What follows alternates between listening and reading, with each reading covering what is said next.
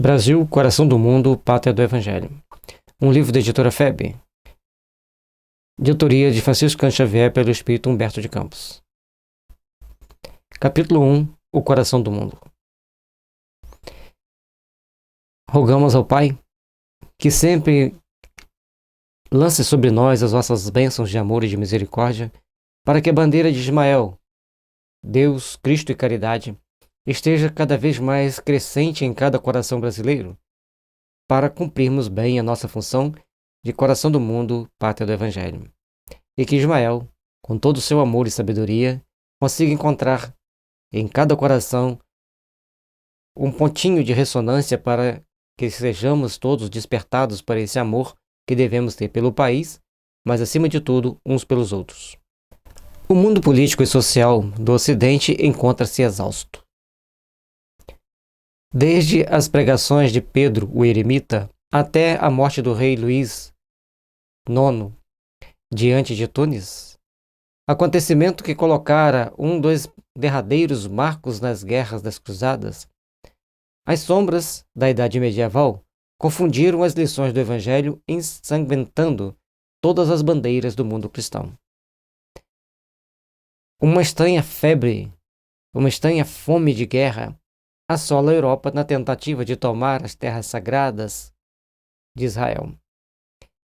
Mas, quanto mais eles tentavam, mais os árabes reagiam.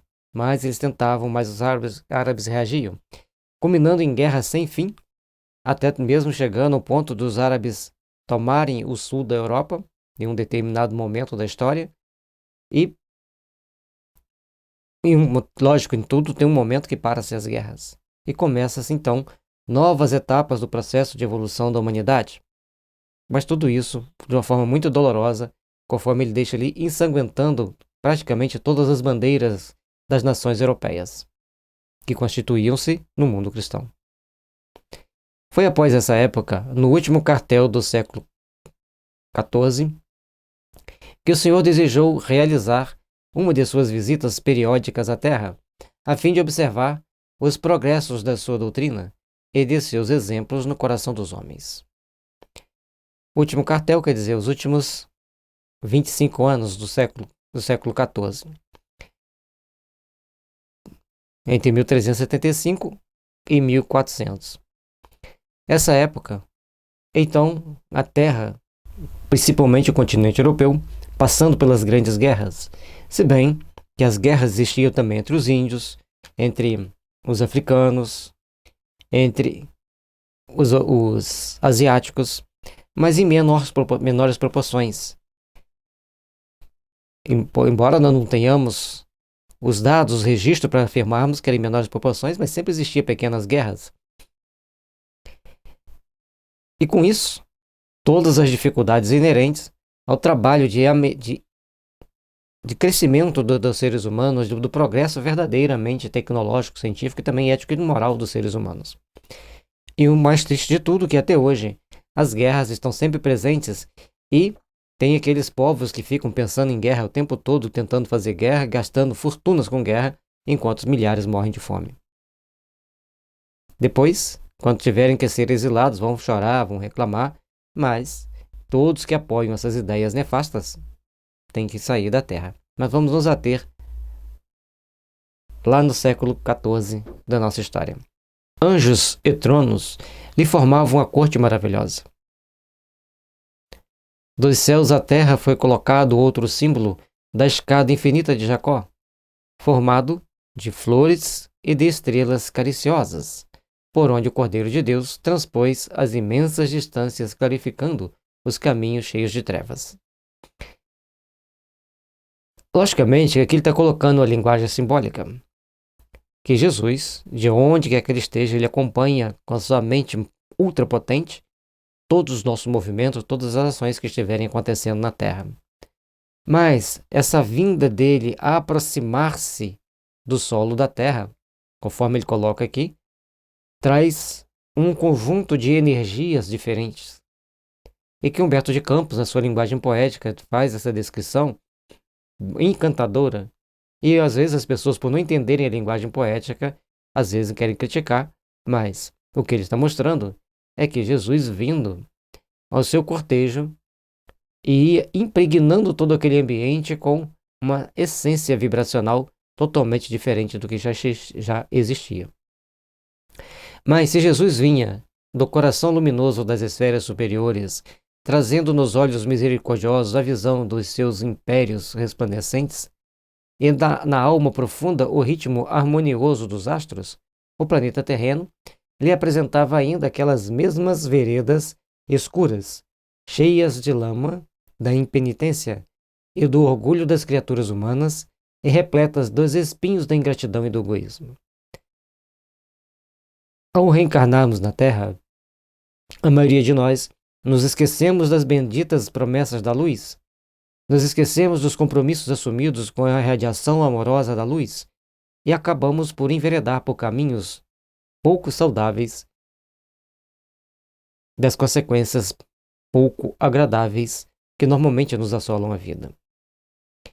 Portanto, procuremos entender como agir, como edificar, para melhor construirmos as bases do amor e da paz nos corações humanos, nos corações que deverão estar pulsando pela misericórdia e pelo amor em nossa caminhada.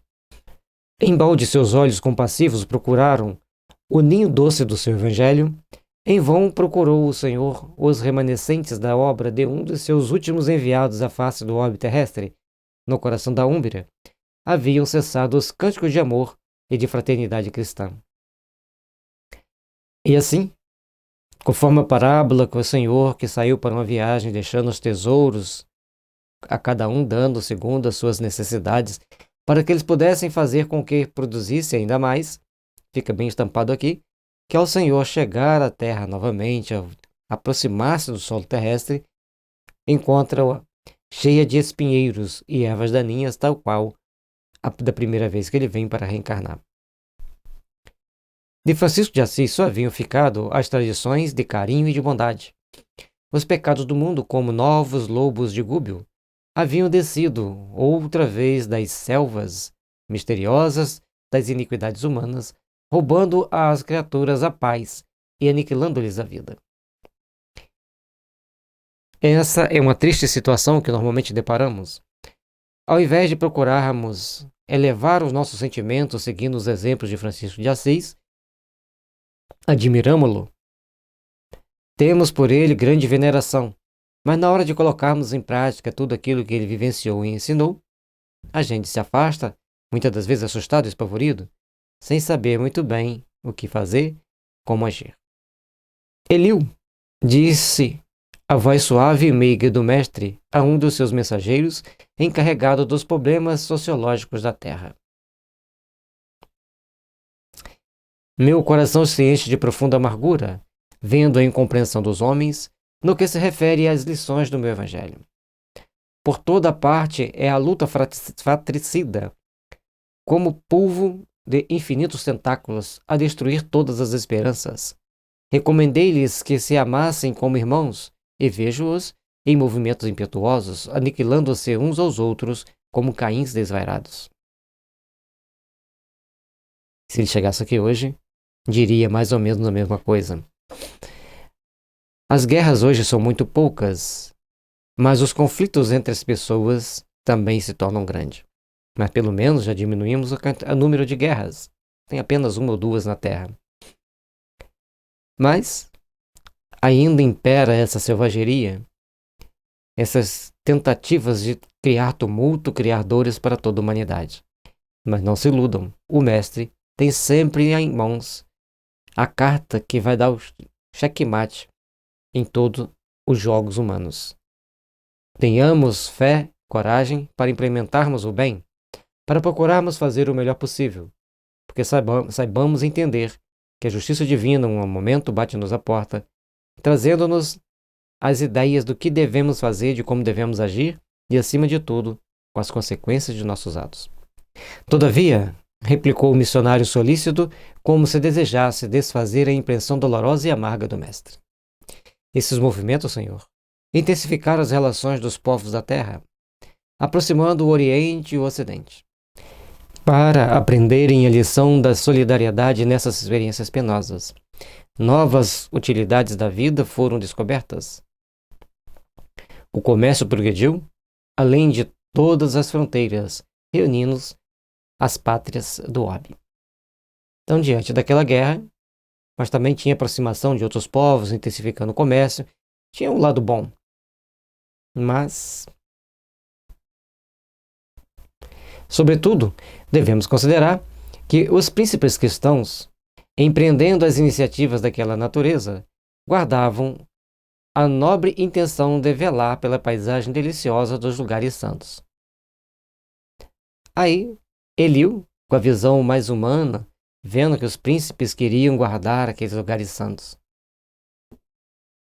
Mas olha o que disse Jesus. Mas retornou tristemente a voz compassiva do Cordeiro. Qual o lugar da terra que não é santo? Em todas as partes do mundo, por mais recônditas que sejam, pairam a bênção de Deus, convertida na luz e no pão de todas as criaturas. Era preferível que Saladino guardasse para sempre todos os poderes temporais na Palestina e que caísse um só fio dos cabelos de um dos soldados, numa guerra incompreensível por minha causa, que, em todos os tempos, deve ser a do amor e da fraternidade universal. E aqui Jesus mostra que, para que os europeus queriam tomar o poder de Saladino? Deixasse que ele dominasse aquela região da Palestina? Deixasse que o Império Árabe dominasse tudo aquilo ali? Que era muito mais importante isso do que cair um fio de cabelo dos soldados. Mas não caiu um fio de cabelo. Foram banhos de sangue nas terras sagradas. E como se a sua vista devassasse todos os mistérios do porvir, continuou. Infelizmente, não vejo senão o caminho do sofrimento para modificar tão dolorosa situação. Os feudos de agora seguir-se-ão as coroas poderosas e depois dessa concentração de autoridade e de poder, serão os embates da ambição e da carnificina da inveja e da felonia, pelo predomínio do mais forte. Jesus mostrando-lhe que iria tirar, porque nessa época a Europa era dominada por vários feudos, organizado por um ou outro rei, mas sempre os senhores feudais que tinham o poder nas mãos. Foi uma época de muita tristeza, de muita miséria e de muitas lutas sem pé sem cabeça, de muito sofrimento para todos. A partir daquele momento, iriam começar a organizar as nações. E, logicamente, organizando as nações, vem a inveja e a tendência de querer tomar do outro, criando mais guerras, mais sofrimentos. Vejamos. A amargura divina empolgara toda a formosa assembleia de querubins e arcanjos. Foi quando Eliú, para renovar a impressão ambiente, dirigiu-se a Jesus com brandura e humildade. Vendo aquela situação pesada de sofrimento e de dor, Senhor, se esses povos infelizes que procuram na grandeza material uma felicidade impossível, marcham irremediavelmente para os grandes infortúnios coletivos. Visitemos os continentes ignorados onde espíritos jovens e simples aguardam a semente de uma vida nova. Nessas terras, para além dos grandes oceanos, podereis instalar o pensamento cristão dentro das doutrinas de amor e liberdade. Eliú, que já conhecia toda a terra, sabia dos continentes americanos, e convida Jesus, então, para vir olhar e procurarem aqui estabelecer uma nova base para o crescimento do cristianismo, para florescer do cristianismo. E a caravana fulgurante, deixando um rastro de luz na imensidade dos espaços, encaminhou-se ao continente que seria, mais tarde, o mundo americano. É importante nós entendermos que o ambiente europeu estava muito sobrecarregado. E como ele fala que Jesus vai até aquela região da Europa, contempla a dor e o sofrimento daquele povo, e depois eles se deslocam para os continentes americanos para eles fazerem, então, uma vistoria de onde seria melhor para implantar o Evangelho. E interessante que ele coloca de amor e de liberdade. O Senhor abençoou aquelas matas virgens e misteriosas, enquanto as aves lhe homenageavam a inefável presença com seus cantares luminosos. As flores se inclinavam das árvores ciclópicas, aromatizando-lhes as eterizadas sendas. Na sua linguagem poética, mostrando que, com a presença do Cristo, tudo ganhava um contorno de mais alegria, ganhava um aspecto mais feliz e com todas aquelas qualidades que cada um tem, tornando-se mais intensa, mais fortalecida. Tem muitas informações boas para a gente ver lá para frente, tá? Um livro muito rico de informações transcendentes que a gente tem que ler com a mente também transcendente. O perfume do mar casava-se ao oxigênio agreste da selva bravia, impregnando todas as coisas de um elemento de força desconhecida. No solo, eram os silvícolas humildes e simples, aguardando uma era nova com o seu largo potencial de energia e bondade. Então, já tinha um conjunto de características. Mais oxigênio e os chamados silvícolas, ou os índios, depois chamados de índios, né, os nativos das Américas, eles eram pessoas simples, humildes e com grande potencial de bondade e com muita energia. É importante entendermos isso. Então, como que os índios eram vistos pela espiritualidade superior? Humildes, simples, grande potencial de bondade e muita energia. Cheio de esperanças, emociona-se o coração do mestre, contemplando a beleza do sublimado espetáculo. Eliu? Perguntou ele. Onde fica nessas terras novas o recanto planetário do qual se enxerga no infinito o símbolo da redenção humana? O Cruzeiro do Sul. Onde que poderia ser melhor contemplado? Esse lugar de doce encantos, mestre, de onde se vêem no mundo as homenagens dos céus aos vossos martírios na terra, fica mais para o sul.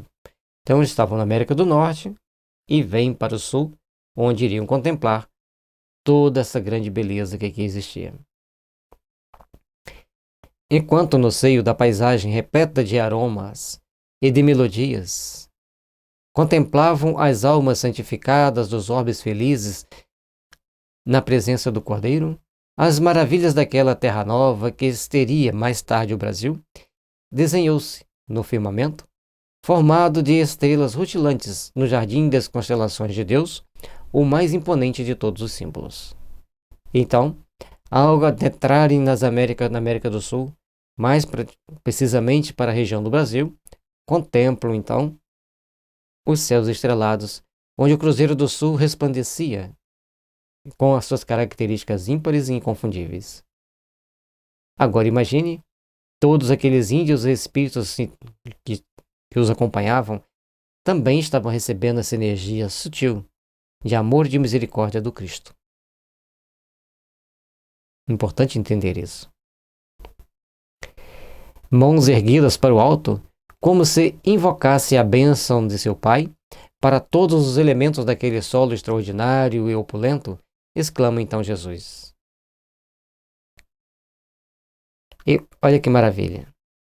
Jesus chega diante do tanta beleza, do esplendor dessas terras, eleva os pensamentos ao alto e exclama. E se Jesus exclamou, é uma oração. Para esta terra maravilhosa e bendita será transplantada a árvore do meu evangelho de piedade e de amor. No seu solo dadivoso e fertilíssimo, todos os povos da terra aprenderão a lei da fraternidade universal. Sob estes céus serão entoados os seus anos mais ternos à misericórdia do Pai Celestial. Olha, gente, ele não disse que aqui seria um paraíso. Ele disse que aqui, que é um solo dadivoso e fertilíssimo, todos aprenderão a lei da fraternidade universal. E para aprender a lei da fraternidade universal, passamos por certas situações meio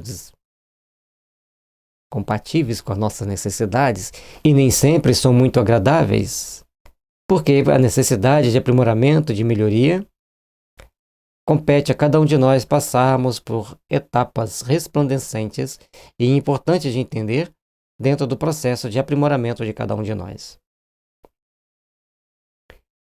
E, portanto, para que cantemos hosanas ao Pai de misericórdia, temos que sentir o guante da dor. Porque ninguém reza quando está feliz. Já repararam isso? Tu, Eliú, te corporificarás na terra no seio do povo mais pobre e mais trabalhador do Ocidente.